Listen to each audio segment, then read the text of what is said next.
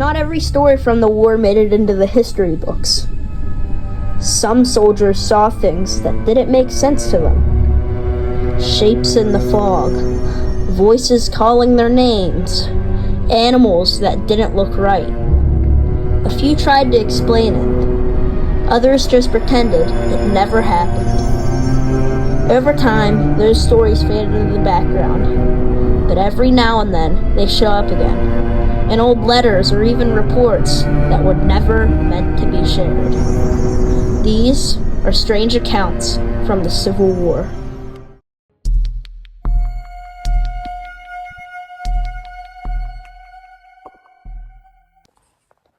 In the fall of 1863, a few months after the Battle of Chickamauga, Union soldiers from an Ohio regiment were camped in the woods outside Chattanooga. The men were exhausted, half-starved, and waiting for new supplies to reach them through the mountain roads. Most of the time, the nights were quiet, except for the wind in the trees. But after about a week in that spot, the pickets began reporting something strange. At first, they thought it was an animal, heavy footsteps moving along the edge of camp after dark. A few men said it sounded like a bear walking upright, breaking branches as it went. But when patrols were sent out, they never found tracks that made sense. The ground would show deep impressions, too wide and flat to belong to a person, and spaced too far apart for any known animal. One night, Private William Carter wrote in his diary that something large and hairy was seen moving between the trees during his watch.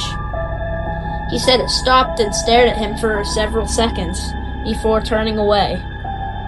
Carter didn't fire. He later wrote that it looked too much like a man. A few other men claimed they saw the same thing on later nights, always keeping its distance, always silent except for its steps. After about 2 weeks, the soldiers noticed that their food barrels had been moved. Some of the lids were pulled off, and few strips of salted pork were gone. The officers blamed local scavengers or deserters, but the men didn't believe that. The camps were surrounded by thick forest, and whatever had come through had done so quietly. Too quietly for someone moving through dry leaves. One of the sergeants, a man named Fuller, decided to set a small trap near the storage area. He tied a piece of bacon to a tripwire and stayed awake most of the night, waiting. Sometime after midnight, he heard something move. The next morning, they found the wire snapped clean in two and the bait missing. Fuller said the ground near it was pressed down as if someone had crouched there. But again, there were no clear signs of footprints. The reports went on until late October, when a heavy rainstorm came through the area. After that, the noises stopped. The men assumed the creature, whatever it was, had moved on. Carter's diary ended a few weeks later when his unit was reassigned.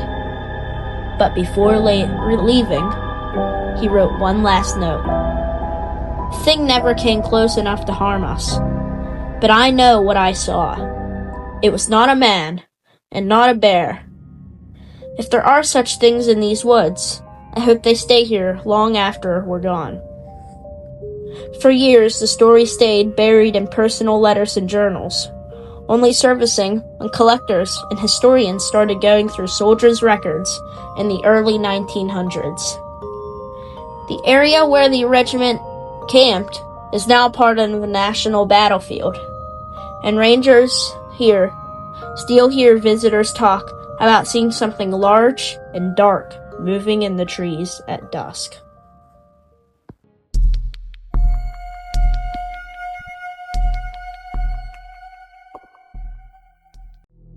After the Battle of Antietam in September 1862, the fields outside Sharpsburg were a mess of smoke, bodies, and broken equipment. The cornfield north of Dunker Church was one of the worst spots.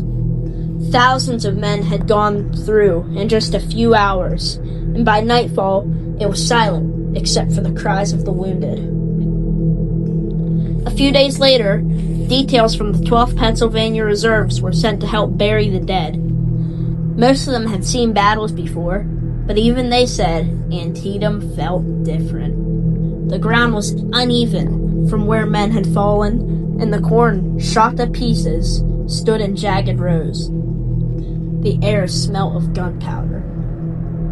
Private Elijah Warren wrote in his letter home that something about that field felt watched. He said the men tried to work fast, making graves and carrying bodies to a wagon lined by fence. Around sunset, as they were finishing, one of the men called out that someone was moving through the far end of the corn. They thought it might be a survivor, but when they called out, the figure didn't respond. It was tall and dark, moving slowly between the stalks. Warren said it looked like a soldier at first. Long coat, slouched posture. But something about it, the way it moved, was wrong. Too stiff, too steady. A few men walked towards it, rifles ready. Calling again. The figure stopped for a few seconds, then turned and walked deeper into the corn. The sound of its steps faded until it was gone. They searched until dark and found no one. No footprints, no drop gear, nothing. The next morning, they were sent back to the same field to finish work. Around mid-morning, one of the men pointed out movement in the same spot. The figure was there again, standing this time, half visible through the stalks. It was close enough to see its face, but everyone agreed it didn't move like a man. It just stood there, like it was watching. Corporal Thomas Avery ordered 2 men to flank it, but before they could get around the edge of the corn, the figure was gone. The only thing they found were 3 shallow impressions in the dirt. Not footprints, just pressed down spots, as if someone had been standing there without shifting their weight. By afternoon, the men had finished the burials and left the field, glad to be done with it. None of them talked much about what they saw, though Warren mentioned it again in a later letter, writing, "If it was a man, he had no reason to hide. If it was something else, I hope it stays there. I have no wish to see it again." Years later, the battlefield was made into a park. Visitors and rangers started telling their own versions. Some say they'd see a lone figure standing in the corn at dusk, always in the same place, always facing the same direction, towards the church. Others said they had heard movement when the field was empty. To this day, there's no record of anyone ever being caught or identified. The Park Service doesn't list it on any map or sign, but locals still call that area the watching place.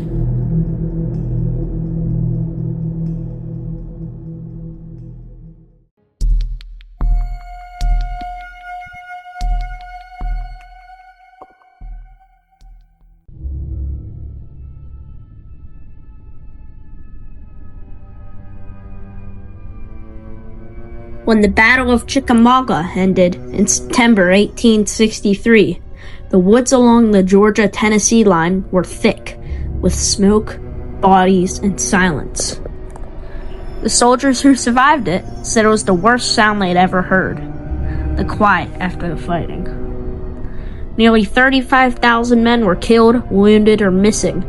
For days afterward, burial crews and scavengers moved through the tangled forest and fields around Snodgrass Hill, digging shallow graves and stacking the dead.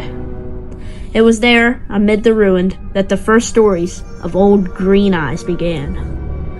Some soldiers said that at dusk, settled over the battlefields, they saw a shape moving between the fallen. It wasn't a man. One of the earliest accounts, never written formally but passed among troops of the Union line, described a figure with the face of a man and the gait of a beast, walking among the bodies on the second night after the battle. The men who told it and said it stopped over the dead, leaning close as if searching their faces. They said its eyes gave off a faint light like a lantern seen through fog, a greenish glow that disappeared the moment anyone looked at it. The legend changed as the years passed. Some said old Green Eyes had been there before the war. An old spirit from Cherokee stories, a guardian of the valley, who appeared when blood was spilled on sacred ground. Others said it had once been a soldier himself, decapitated by cannon fire, now cursed to wander the battlefield, searching for his lost head. Those who believed that version claimed to see a tall, dark figure with long and torn gray uniform, its face hidden. The only visible features those two unnatural eyes glowing in the dark. After the war, locals began avoiding the battlefield at night.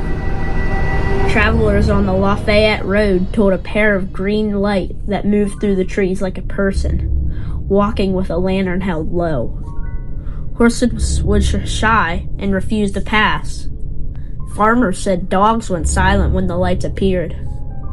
Some believed it was a trick of swamp gas or foxfire, but others who saw it swore it was no reflection. One man, walking home from mills after sundown, claimed he saw a shape crouched by the roadside, with eyes bright as bottle gas. When he raised his lantern, it vanished.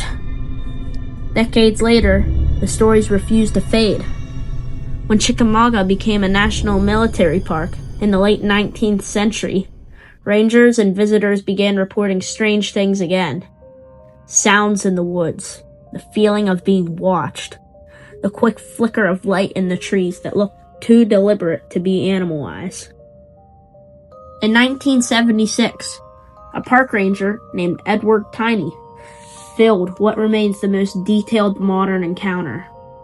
He was driving near Glen Kelly Road just after dark when something stepped out of the trees and crossed in front of his headlights. Tiny later said it wasn't a man or any animal he'd recognized. It was tall, with long hair like a woman's, but the face was distorted, broad-jawed. And the eyes, he said, were greenish-orange, glaring like a cat's caught in a firelight. He saw sharp teeth glint before the headlights of another car swept across the road, and the figure vanished as it had never been there. Others claimed similar things around that time. Two drivers in the early 1970s crashed into the same tree on the park roads weeks apart. Those saying they'd swerve to avoid a man with glowing green eyes, standing in the middle of the lane. Rangers investigated, but found nothing except skid marks and broken glass. Today, the legend of Old Green Eye had taken on a life of its own. Some say it's a relentless Confederate ghost. Others insist it's something older, something that fed on the grief and blood left behind at Chickamauga and never left. Visitors still report faint green lights flickering near Snodgrass Hill, especially when the fog rolls and the weeds in the woods go quiet. A few have heard footsteps or rustling in the brush when they know no one else is there.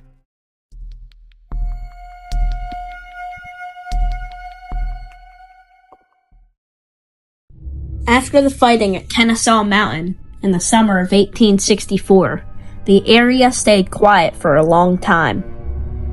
The woods were burned and the ground torn up, and the smell of smoke and the damp earth hung in the air for weeks. When the armies moved on toward Atlanta, small burial and repair parties were left behind. Some of those men later said they heard something at night that did not sound right. A few claimed it was a drum, slow, faint, and steady, like someone keeping time off in the woods. It never came closer, and it never faded away completely. Just a few beats every now and then, usually after dark. Some soldiers thought it was another unit working nearby, but others said they checked and found no one around. There were stories about a young Confederate drummer who'd been killed during the battle. Locals said he was found near a tree line with his drum beside him. They buried him where he fell. A few days later, the sound began. Nobody could ever say for sure if that story came first or afterward. Union soldiers who camped in the same area later mentioned the sound too. One diary from the 123rd New York mentions a drum heard each night just after dark, sounding alone. The writer didn't call it a ghost story. He said it was probably an echo or a trick of the air, though he admitted it made some men uneasy. The reports went on for weeks and then stopped.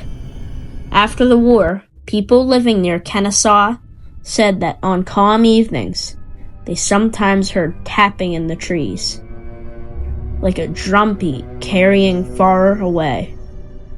Most said it was woodpeckers or wagons or just the wind, but every so often, someone would stop and listen, thinking it sounded a little too even, like someone keeping time for a march long finished.